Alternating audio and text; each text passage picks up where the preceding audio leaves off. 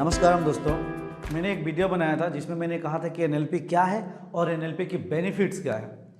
और आज मैं एनएलपी प्रीसपोजिशंस क्या है इसके बारे में आपसे शेयर करने वाला हूं। ऐसे तो एनएलपी प्रीसपोजिशंस नियर अबाउट 15 है, उसमें से मैं आज 3 शेयर करूंगा और 3-3 करके मैं अपने प्रत्येक वीडियो क्लास में आपको दूंगा। एक ही वीडियो में सारा शेयर नहीं करूंगा, नहीं तो बहुत ज़्यादा लंबा हो जाएगा। तो एनएलपी संस्थापकों व उनके शिक्षित उच्च सहयोगियों ने गहन अध्ययन कर भाषा विज्ञान, मनोविज्ञान, जनरल हिप्नोटिक थेरेपी, मैनेजमेंट में समाहित सब्जेक्टों से प्रमुख धारणाओं और सिद्धांतों को लेकर एनएलपी प्रीसपोजिशन बनाया। प्रीसपोजिशन यानी कि पूर्व अनुमान।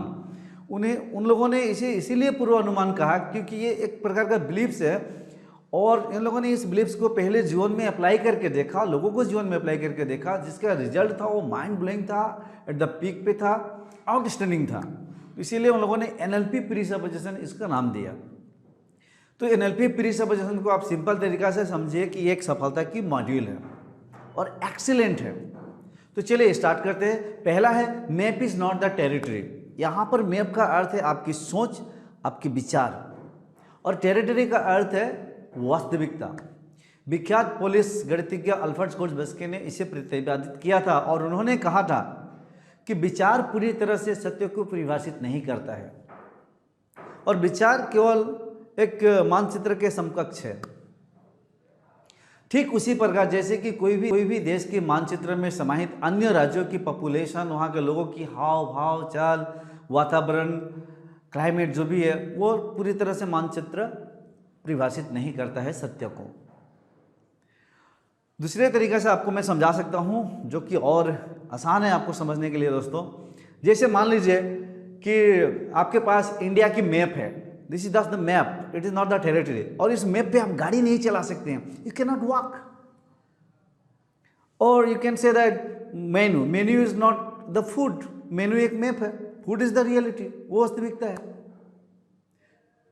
मान लीजिए कि कोई एक भाई पार्टी में बैठे थे और किसी ने उसको देखकर हंसा, तो उनको लगा कि वो मुझे देखकर मुझ पे हंसकर मेरा उपहास उड़ाया, और उनके लाल पीले रवैये से उन्होंने अपना रिश्ता उस भाई से खराब कर लिया, जबकि उनकी थोड़ी सी भी ये इरादा भी नहीं था कि उन पे हंस के उनका उपहास उड़ाए। वो किसी और वजह से हंसा था, लेकिन उनकी बातों को या उनके हाव भाव को ठीक से ना समझ पाने के कारण उनके साथ अपने रिश्ते खराब कर भविष्य में कांटों का बीज बो दिया। तो यहाँ पर उनकी जो मैप है टेरिटरी से मैच नहीं की उस इंसान के साथ।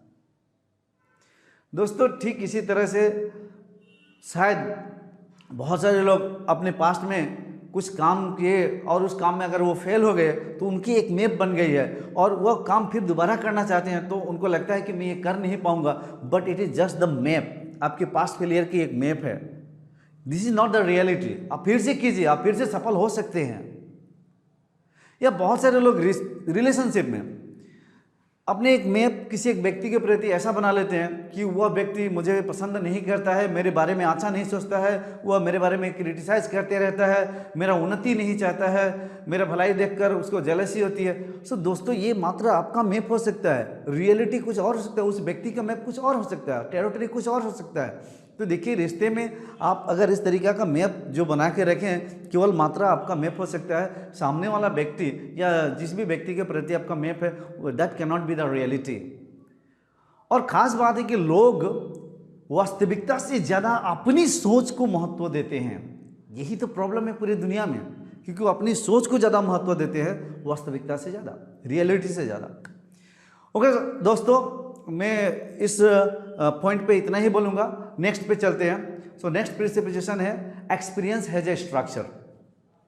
न्यूरोसाइंस ने बहुत सुंदर से इसको एक्सप्लेन किया है और बताया है कि ब्रेन जो हमारा है प्रत्येक एक्सपीरियंस का एक स्ट्रक्चर अपने अंदर में बनाता है, और वह structure visual, kinesthetic and auditory में बनता है। तो इस पॉइंट के पीछे मेन लर्निंग पॉइंट क्या है? If you change the structure you can change the experience. अगर आप स्ट्रक्चर को चेंज करेंगे तो आपकी एक्सपीरियंस चेंज हो जाएगा। आपको डिप्रेस्ड में होना, टेंशन में होना, गुस्से हो जाना, वरी होना, लोनलीनेस को फील करना, या नेगेटिवली बार बार किसी एक इंसान के साथ रिएक्ट करना, ये सब की एक स्ट्रक्चर है। मैं एक कॉन्फिडेंट इंसान हूँ या इनकॉन्फिडेंट हूँ, ये भी एक आपका ब्रेन के अंदर स्ट्रक्चर पड़ा हुआ है, मतलब इनकॉन्फिडेंट होने का स्ट्रक्चर पड़ा हुआ है, डिप्रेस डिमोटिवेटेड होने का स्ट्रक्चर पड़ा हुआ है। इसीलिए तो आप हो पाते हैं, स्ट्रक्चर है इसीलिए तो। स्ट्रक्चर अगर नहीं होता तो आप हो नहीं पाते, क्योंकि ब्रेन के अंदर जो स्ट्रक्चर बना है वही घटना घटेगी। और रिलेशनशिप में लोग जानते हैं कि ये मेरे बिहेवियर अच्छा नहीं है, और बिहेवियर वो क्रिएट करने के बाद फिर से अपने आप को फिर पूरे कमिटमेंट अपने आप से लेते हैं कि दोबारा मैं ऐसा बिहेव नहीं करूंगा उस इंसान के प्रति। बट होता क्या है, जब वक्त आता है फिर से वो रिएक्ट उसी तरीक़ा से कर देते हैं, क्योंकि वो स्ट्रक्चर पड़ा हुआ है। और जब तक उस स्ट्रक्चर को आप बदलेंगे नहीं, तब तक आपके बिहेवियर में बदलाव आने वाला नहीं है। तो आप जीवन में चाहे जितना भी सफल होना चाहते हैं, किसी भी जीवन की किसी भी दिशा में दोस्तों, आपके अपने ब्रेन के अंदर उसकी स्ट्रक्चर बनानी पड़ेगी, तभी आप उस तरीके की बिहेवियर आप कर सकते हैं, और जैसा बिहेवियर होगा वैसे ही आपकी सफलता होगी। So if you change the structure, your experience will be changed. And the third one दोस्तों, people always make the best choice available to them. Wonderful, really it is so wonderful. कोई भी व्यक्ति जब कभी भी वो डिसीजन लेता है, उसके अंडरस्टैंडिंग, उसके समझ के अनुसार उस वक्त के लिए उसका केवल एकमात्र सर्वोचित चुनाव होता है, क्योंकि उस डिसीजन के अतिरिक्त उसके पास और कोई रास्ता रहता नहीं है। यानी कि ब्रेन उसी डिसीजन को एक्सेस किया है और उसे ही सबसे बेस्ट ऑप्शन चॉइस मान रहा है, इसीलिए उसके पास और ब्रेन के पास और कोई रास्ता ही नहीं है। तो दोस्तों, स्वामी विवेकानंद ने कहा था कि कोई भी व्यक्ति अगर चाहे जितना ही बुरा क्यों ना बिहेव करता हो या कोई कर्म कर रहा हो, उस पर कभी भी मत हंसना, क्योंकि जब तुम उसकी अवस्था में होगे तो शायद उससे भी गंदे बिहेवियर कर रहे होगे। ठीक है दोस्त, बिल्कुल सही कहा था उन्होंने। और इसको याद रखना दोस्तों आप, कि सामने वाला जब भी कभी आपसे अगर कोई गंदा बिहेव करे या उसकी बिहेवियर अच्छा नहीं है, थोड़ा रूड बिहेवियर हो, या कोई भी डिसीजन को लेकर वो स्टबर्न है, रिजिड है, मान नहीं रहा, हो सकता है आपको वाइफ, हस्बैंड या आपके चिल्ड्रन हो सकते हैं या एम्प्लॉयज़ हो सकते हैं, एनीवन कुड बी। तो समझिए कि वो सामने वाला जो इंसान है, वो जो मेरे साथ जैसा बिहेवियर कर रहा है, उसका इस वक्त के लिए सबसे बेस्ट चॉइस है, क्योंकि उसका ब्रेन ने उसी चॉइस को एक्सेस किया हुआ है। इसको और मैं आसान कर देता हूँ। ऐसे बहुत सारे लोग हैं दुनिया में जो कोई ट्रेनिंग प्रोग्राम सुनने के बाद जोश में आकर अपनी नौकरी को छोड़ दिया। उन्होंने नौकरी छोड़ने के कुछ दिनों बाद, कुछ महीनों बाद वो पछता रहे हैं कि मैंने नौकरी को क्यों छोड़ा। लेकिन जब उन्होंने नौकरी को छोड़ा, उस वक्त उनके लिए वो बेस्ट चॉइस था, इसलिए तो उन्होंने नौकरी को छोड़ा।